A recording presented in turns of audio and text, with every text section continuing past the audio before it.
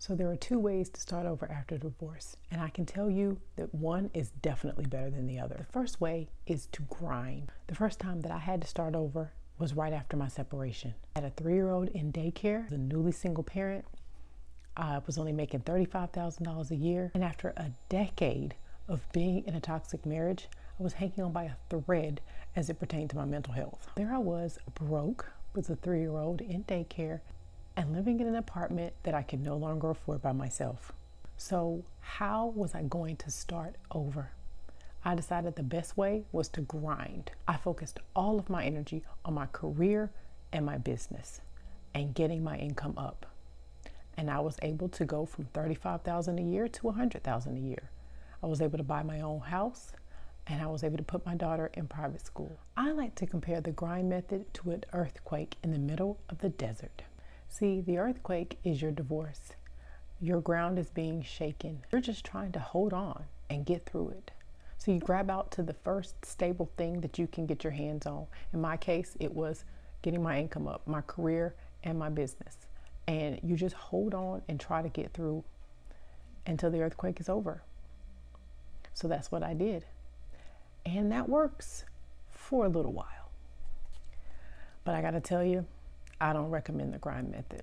See, here's the problem. Several years later, I had another earthquake because now it was time to actually go through the divorce and child custody problems.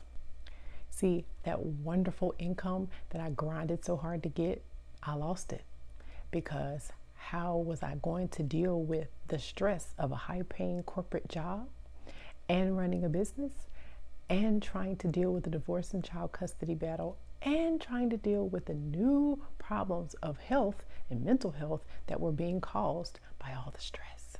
And during that 4-year grueling divorce and child custody battle, I had to sell that house in order to get the money to pay for the lawyer's fees. And let's not forget that I was a Christian woman going against our corrupt legal system that favors those who aren't Christians. So I temporarily lost my daughter and my freedom.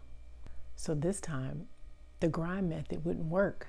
There was nothing else left to hold on to. Everything was gone. It was just me and this terrible earthquake. I didn't have anyone but God. So I did the only thing that I could do.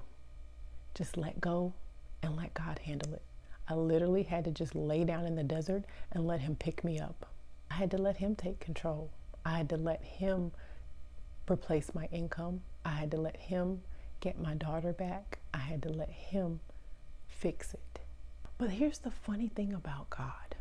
See, the first time that I was dealing with this earthquake, this having to start over, I grinded and I held on and I got through it. But at the end of it, I was still in the desert. There was still no life, no fruit, none of the fruits of the Spirit, nothing nourishing me, nothing bringing me back to life, nothing making my job or my life easier.